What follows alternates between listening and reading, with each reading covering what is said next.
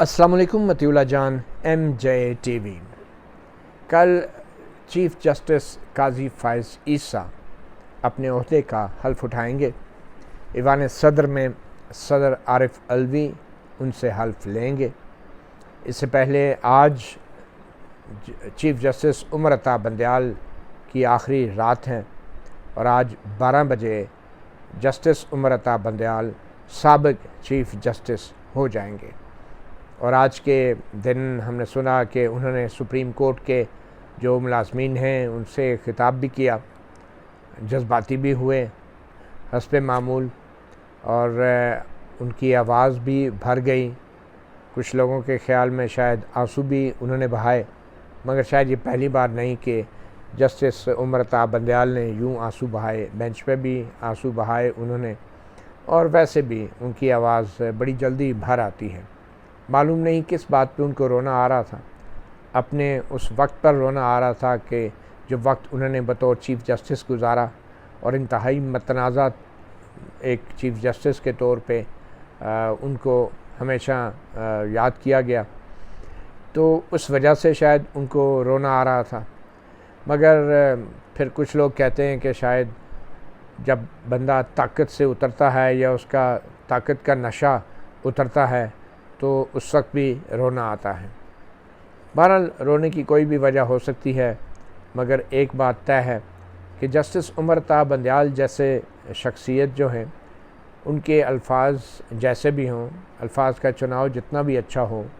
मगर वो जो काम कर गए हैं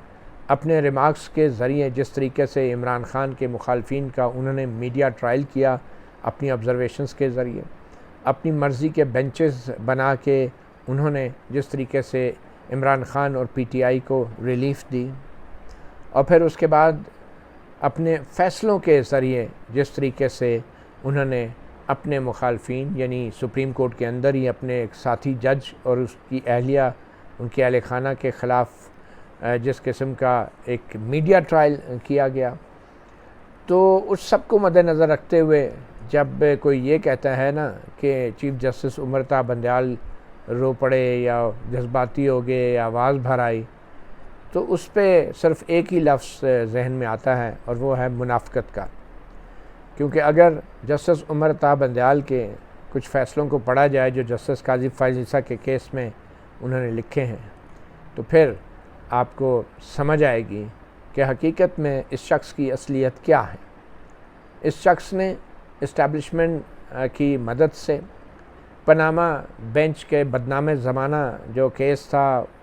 उसके जो फ़ैसला देने वाले जजेस थे, उनकी लेगेसी इनहेरिट की इस शख्स ने बतौर एक जज जस्टिस उमर अता बंदयाल, और बाद में फिर चीफ़ जस्टिस बन गए। और ये लेगेसी थी उस वक्त के चीफ़ जस्टिस साकिब निसार, फिर चीफ़ जस्टिस आसिफ सईद खान खोसा, फिर चीफ़ जस्टिस गुलजार अहमद। तो ये उन जजों की लेगेसी के ये वारिस थे। तो इसलिए जब कोई कहता है कि जस्टिस उमर अता बंदयाल की क्या लेगेसी है, तो मैं हमेशा ये कहता हूँ कि इनकी अपनी क्या लेगेसी होगी, सवाए इसके कि इन्होंने तसलसल दिया, दवाम दिया उन 3 चीफ़ जस्टिस साहिबान के मतनाज़ा फ़ैसलों को, जिन फ़ैसलों की वजह से हमारे मुल्क में 2014 के बाद से अदम इस्तेहकाम पैदा हुआ और आज तक हम संभल नहीं सके। तो बहरहाल जी, वापस आते हैं। लेगेसी की अगर बात हो रही है तो फिर लेगेसी बकौल किसी के कि ये भी है कि अपनी सास की ऑडियो लीक्स का केस खुद सुनने पे इसरार किया और 32 सफ़े लिख मारे अंग्रेज़ी के, ये साबित करने के लिए कि एक दामाद जज जो है अपनी सास की ऑडियो लीक से मुतल्लक अगर कोई कमीशन तहकीकात कर रहा है तो उस कमीशन की आईनी हैसियत पे वो दामाद जज साहब जो हैं वो फ़ैसला दे सकते हैं। और फ़ैसला फिर भी नहीं दिया, सिर्फ ये साबित किया कि मैं ये केस सुन सकता था। मकसद सिर्फ ये था कि ऑडियो लीक्स कमीशन को काम से रोकना, वो स्टे कर दिया, उन्होंने रोक दिया। और चीफ़ जस्टिस उमर अता बंदयाल की जो हरकतें थी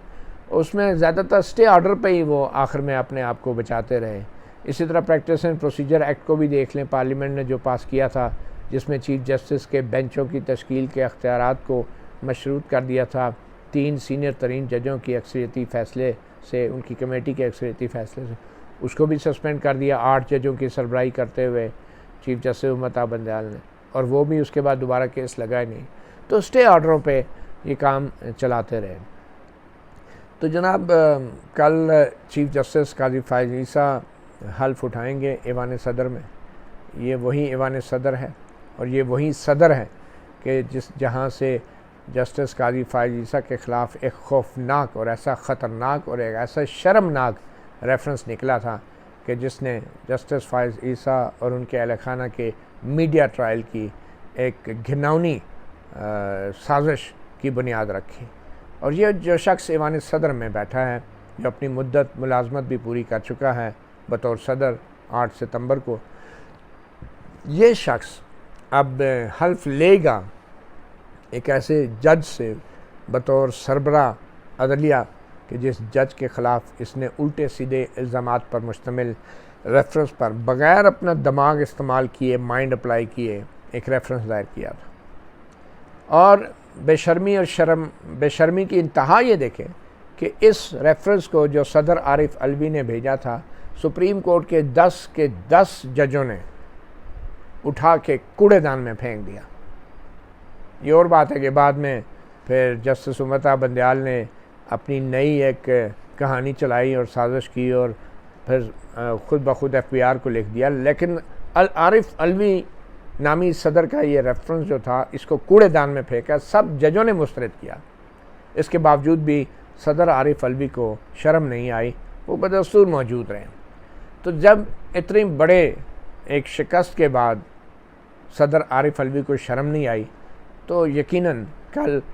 उसी मुअज़्ज़ज़ जज से बतौर चीफ जस्टिस हल्फ लेते हुए क्या शर्म आएगी, ले लेंगे। ये कोई सियासी वज़ीर तो है नहीं कि जिनका हल्फ ना लेने के लिए कोई बहाना कर देंगे, जी मुझे तो खांसी हो गई है, कोरोना की अलामात हैं, जैसे कि किया इन्होंने। तो बहरहाल कल ये हल्फ लेंगे और जो नए चीफ जस्टिस काजी फायज़ ईसा हैं, उन्होंने तो दावतनामों पे भी लिखा हुआ है, लिखवा दिया है ऐवान सदर के दावतनामों पे कि वो किसी से हाथ नहीं मिलाते। तो देखना ये है कि वो ऑब्वियसली फिर सदर आरिफ अलवी से भी हाथ नहीं मिलाएंगे, तो वैसे भी सदर आरिफ अलवी किस मुंह से हाथ मिलाएंगे। तो हल्फ लेंगे, अपने अपना रास्ता पकड़ेंगे।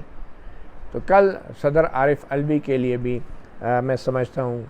एक किस्म का एक सबक आमोज़ दिन होगा। उनको ज़रूर माजी के इमरान ख़ान के दौर के उस रेफरेंस की याद आएगी। जो जुमला वो पढ़ेंगे हल्फ का, तो सदर आरिफ अलवी को हर उस जुमले के साथ शर्म तो ज़रूर आएगी, मगर यकीनन वो एक सियासतदान होते हुए शायद उसकी झलक जो है उनके चेहरे पे ना आए। शायद वो इतने ढीठ या इतने अय्यार नहीं है कि वो शर्मिंदगी से आंखों में आंसू भी ले आए। तो बहरहाल ये कल की एक बड़ी इम्पॉर्टेंट दिन है और कल इतवार का दिन है, छुट्टी का दिन है और जस्टिस काजी फायज़ ईसा जो हैं, ये तवक्को की जा रही है कि सबसे पहला काम जो वो करेंगे इतवार को तो शायद नहीं, मगर पीर के दिन के लिए एक नोटिस ज़रूर जारी हो चुका है। जो प्रैक्टिस एंड प्रोसीजर एक्ट जो पार्लियामेंट ने पास किया था और जिसको चीफ जस्टिस उमर अता बंदयाल ने मुअत्तल कर दिया था, उस प्रैक्टिस एंड प्रोसीजर एक्ट की समाअत दोबारा मुकर्रर कर दी गई है और ये कहा जा रहा है कि वो सबसे बड़ी रुकावट थी, क्योंकि और जस्टिस काजी फायज़ ईसा ने बतौर जज इसी प्रैक्टिस एंड प्रोसीजर एक्ट को वजह बता के कि इसकी जो मुअत्तली है वो गलत है और इस पे अमल नहीं हो रहा। वो 20 अप्रैल से जब ये मुअत्तल हुआ था, जब ये कानून नाफज हो गया था और 13 अप्रैल को मुअत्तल हुआ था, उस वक्त से लेके आज यानी 16 सितंबर तक वो किसी बेंच पे नहीं बैठे। और वो एक आध दफ़ा जब बीच में बैठे तो उन्होंने फुल कोर्ट का जो 9 रुकनी बेंच था उसमें भी उन्होंने ये नोट लिखा कि चूँकि ये जो सू मोटो के अख्तियारात हैं ये भी दुरुस्त इस्तेमाल नहीं, बेंचों की तश्कील भी पार्लियामेंट के नए कानून के मुताबिक नहीं। और फिर ऑडियो लीक्स कमीशन के सरबराह के तौर पे जो उन्होंने जवाब लिखा था ये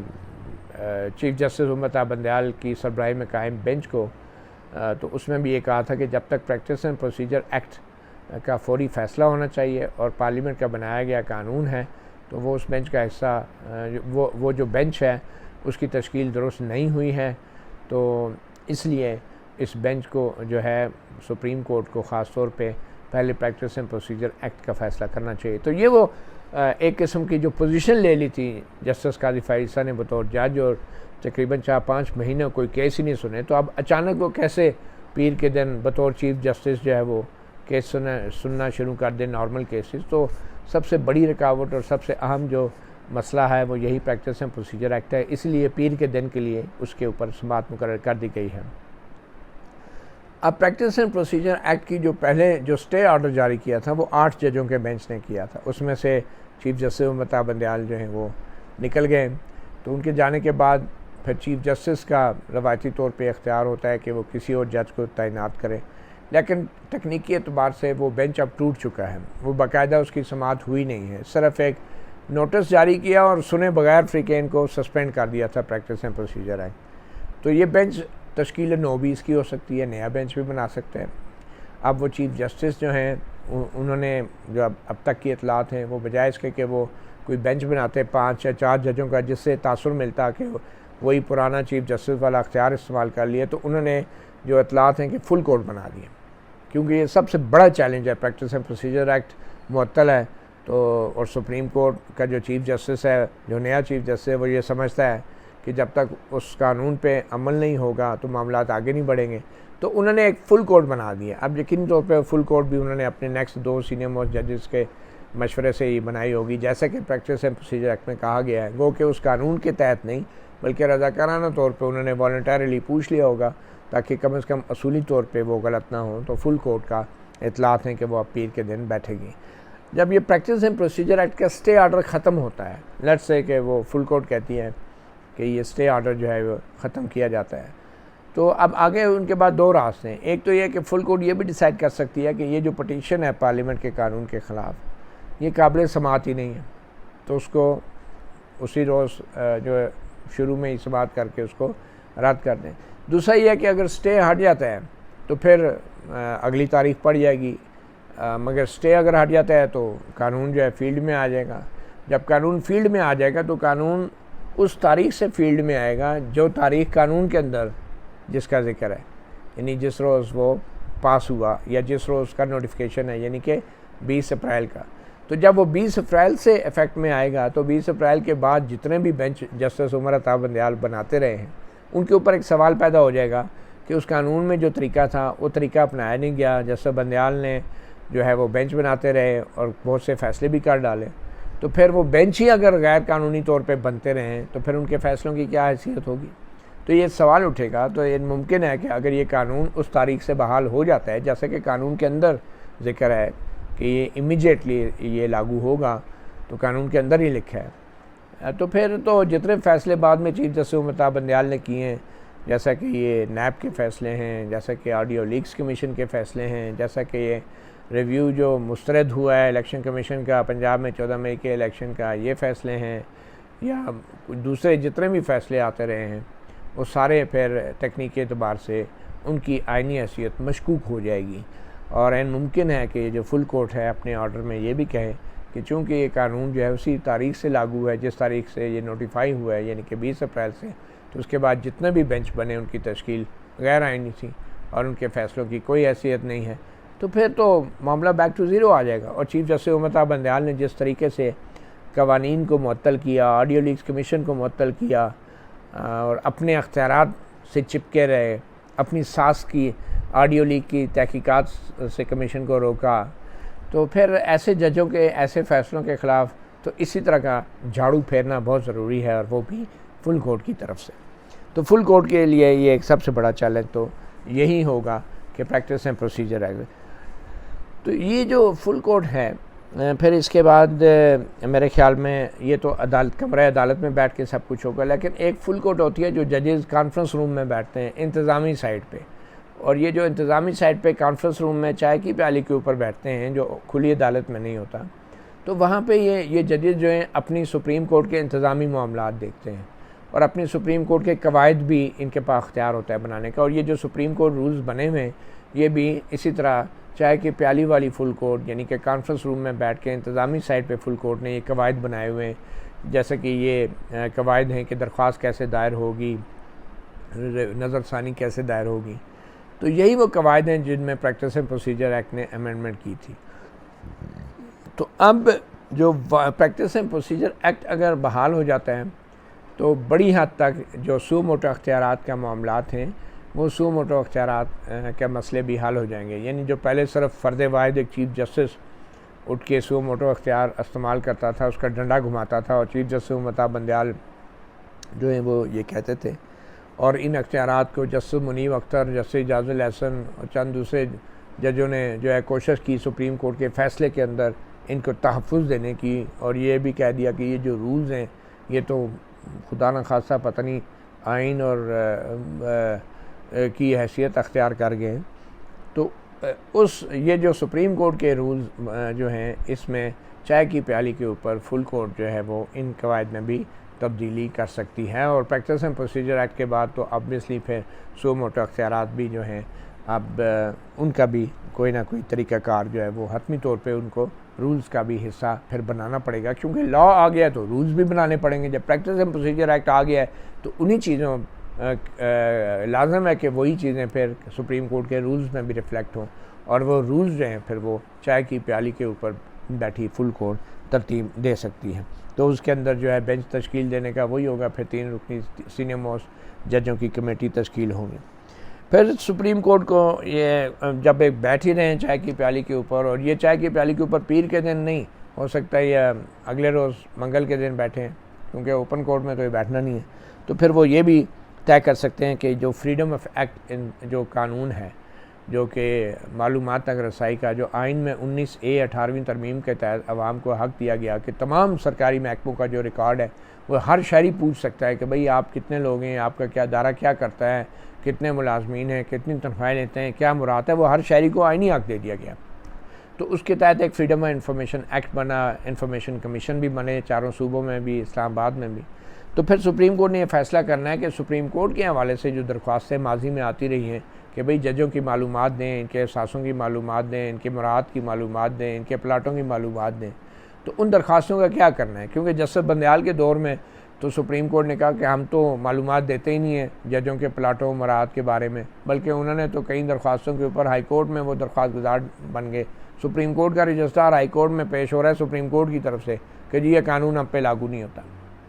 तो अब जस्टिस काजी फाइज़ ईसा की क़यादत में मैं समझता हूँ फुल कोर्ट को ये मामला भी हतमी तौर पर तय कर देना चाहिए। जस्टिस काजी फाइज़ ईसा वो जज हैं, जो वाहिद जज हैं जिन्होंने अपने असासे सुप्रीम कोर्ट की वेबसाइट पे रज़ाकाराना तौर पर डाल दिए थे। ये एक बहुत उम्दा और बहुत बड़ी मिसाल थी,